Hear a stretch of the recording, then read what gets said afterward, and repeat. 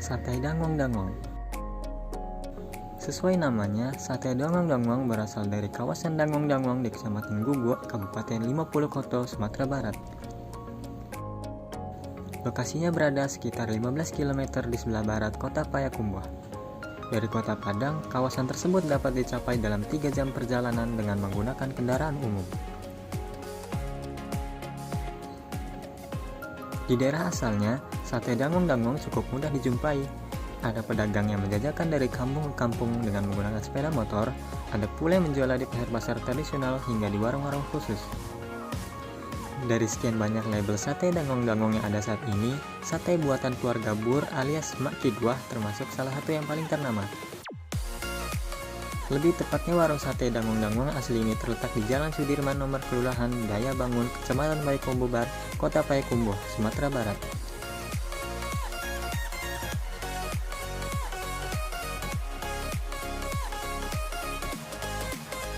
Di tangan generasi keempat, usaha sate keluarga Bur kini semakin melebarkan sayapnya. Sate Dangong-Dangong menjadi sangat diminati lantaran rasa kuahnya yang enak. Selain itu, ukuran potongan daging sapi pada setiap tusuknya juga lebih besar dari sate-sate yang dijual oleh kebanyakan orang.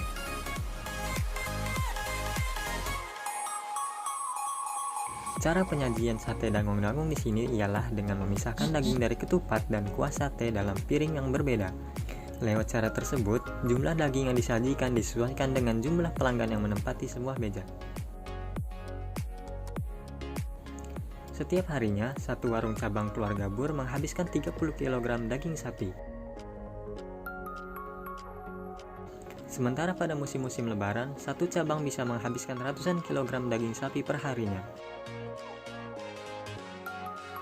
Angka tersebut cukup menggambarkan betapa sate masakan keluarga Bur begitu diminati oleh masyarakat Minang, terutama kalangan perantau. Assalamualaikum, kembali lagi di channel Rakawi bersama saya Wisran Wafa. Di video kali ini kita akan bahas tentang tahapan kreativitas dari salah satu subsektor industri yang berbasis kreativitas, yaitu kuliner.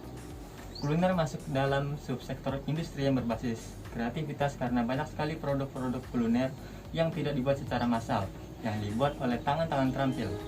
Nah, karena saya sedang berada di Padang, tepatnya di Payakumbuh, jadi salah satu kuliner yang akan kita bahas kali ini yaitu sate Dangong-Dangong. Dan pada kesempatan kali ini kita sudah kedatangan salah satu owner dari sate Dangong-Dangong asli dan lamo, yaitu Uni Lisbur. Halo, Assalamualaikum Uni. Assalamualaikum. Terima kasih telah meluangkan waktunya untuk ngobrol-ngobrol dengan kita. Oke Uni, sebelumnya saya mau bertanya dulu nih. Sebenarnya sate Dangong-Dangong itu apa sih? Kenapa namanya Dangong-Dangong? Jadi sate Dangong-Dangong itu sate Padang khas kota Payakumbuh. Ya. Dangong-Dangong itu sebenarnya salah satu nama daerah tempat kita awal membangun toko sate gitu. Di kecamatan Kabupaten 50 Kota ini ada satu daerah namanya Dangong-Dangong. Nah, dari situ Dangong-Dangong terkenal sebagai tempat usaha sate khasnya gitu. Oke.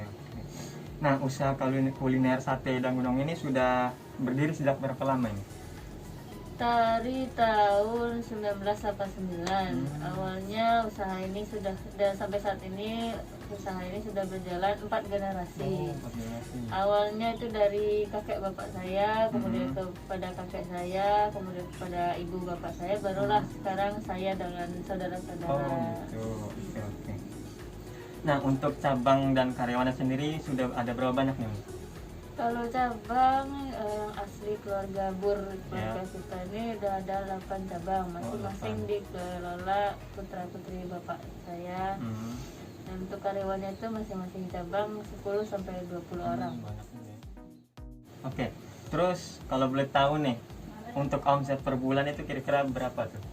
Kalau soal omset, kita hitungannya menghabiskan 30 kg daging sapi tiap harinya. Per hari. Sementara pada musim lebaran tuh sampai habis ratusan kilo malah. Jadi omset tuh kira-kira sampailah 500 juta gitu, per bulannya, kalau hitung per bulan. Nih, sekarang kita mulai masuk ke topik utama kita nih, yaitu mengenal tahapan kreativitas. Jadi di sini saya ingin mengkonfirmasi apa saja yang sesuai tahapan dan apa saja yang tidak dilakukan dari pengalaman Uni dalam menjalankan usaha kreatif ini.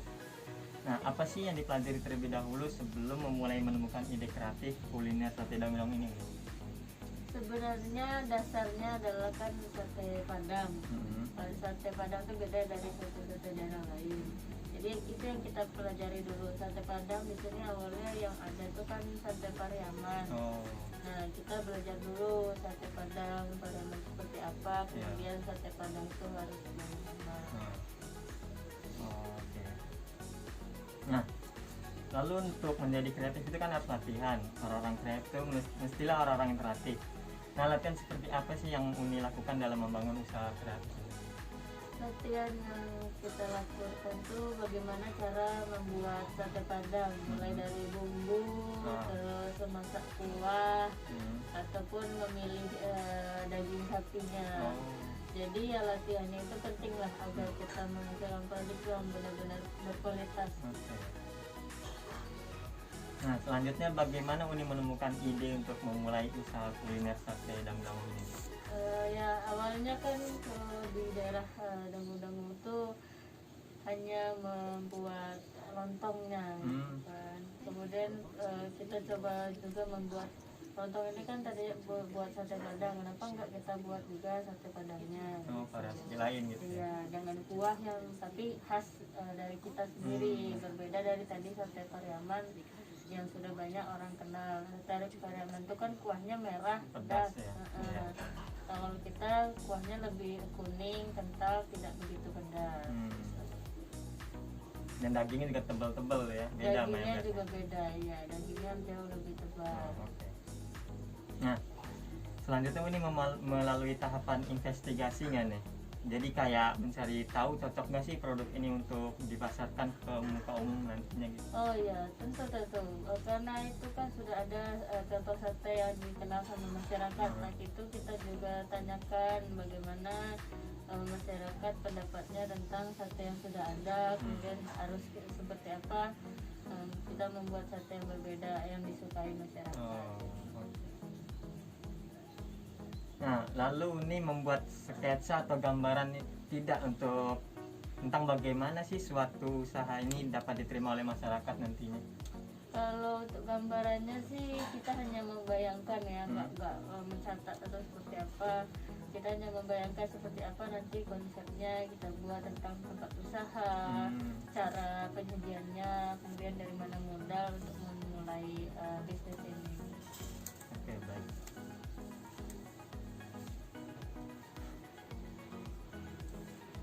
Nah, Uni ada melalui tahapan curah pendapat gitu nggak sih kan? Jadi kayak makanan tuh diuji dulu kepada orang-orang sekitar atau yang saudara-saudara gitu? Iya, pernah. Sebelum memulai bisnis tuh pas kita sudah menemukan resep, kita coba bagikan sama tetangga sekitar rumah, kemudian sama saudara-saudara lah yang paling dekat ya kan. Dulu kakek saya tuh coba bagi-bagikan kepada saudara dan tetangga sekeliling rumahnya gitu. Kemudian bagaimana menurut mereka, kritik saran mereka tuh tentang rasa satenya, kemudian cara penyajiannya, untuk mengetahui berapa antusias mereka apabila makanan ini kita launching gitu. Nah, selanjutnya ada nggak sih tahapan Uni mengendapkan ide usaha kreatif ini sebelum benar-benar memulai usaha nanti? Iya, kita coba ngobrol setelah tadi itu kan observasi ke orang-orang gitu. Terus kita pikirkan dan obrolkan juga dengan saudara-saudara itu. Menurut idenya kita, itu ya? Menurut kita kakeknya seperti itu. Jadi obrolkan dulu idenya itu seperti apa.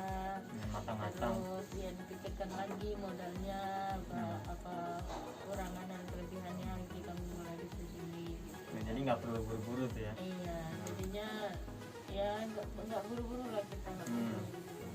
Oke. Nah, kalau begitu Uni pastilah tuh melalui tahapan riset. Nah, riset seperti apa sih yang dilakukan? pentingnya riset dalam berkarya itu kan membantu kita menetapkan apa yang boleh dan yang tidak boleh dilakukan. Iya. Lalu apakah produk ini cocok dengan budaya yang ada? Maka kita harus benar-benar memastikan mulai dari budaya dan kebiasaan masyarakat terhadap sate pada ini seperti apa. Oke. Nah, setelah itu apakah Uni melalui tahapan verifikasi terhadap segala hal baik ide ataupun hal lain? Kita pasti mengecek apa yang sudah mantap benar-benar atau matang atau belum untuk ide ini, lanjut atau tidak lanjutnya usaha kita ini kan kemudian memverifikasi ulang baik itu modal dan lainnya gitu. Lalu juga marketingnya, cara pemasarannya, dan yang akan melakukan pekerjaan ini semua sudah siap semua gitu. Jadi verifikasi ini penting sebagai berbeda tanggung jawab terhadap hasil sebelum diteruskan pada masyarakat.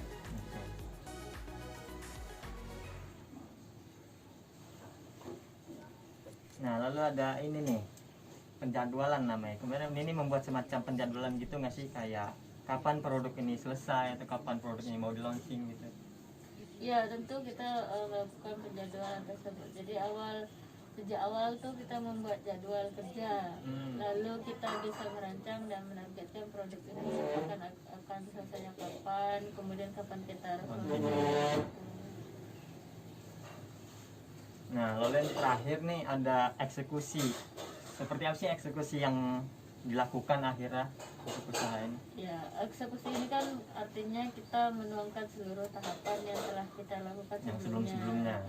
Dalam eksekusi ini kita harus siap apakah produk ini sudah siap untuk dinikmati masyarakat atau tidak. Alhamdulillah hasilnya tuh positif, itu dapat diterima masyarakat luas dan tahapan-tahapan sebelumnya itu jadi tidak sia-sia. Iya. Oke, jadi kesimpulan yang dapat saya ambil dari perbincangan kali ini adalah bahwa owner dari Sate Dangung Danguang ini melalui semua tahapan kreativitas, dan tahapan kreativitas itu sangatlah penting untuk membangun usaha kreatif agar berjalan dengan baik sesuai dengan harapan. Baik, sekali lagi terima kasih banyak Unilis sudah mau bincang-bincang sharing-sharing sama kita. Ya, sekian untuk video kali ini, kurang lebih mohon maaf. Wassalamualaikum warahmatullahi wabarakatuh.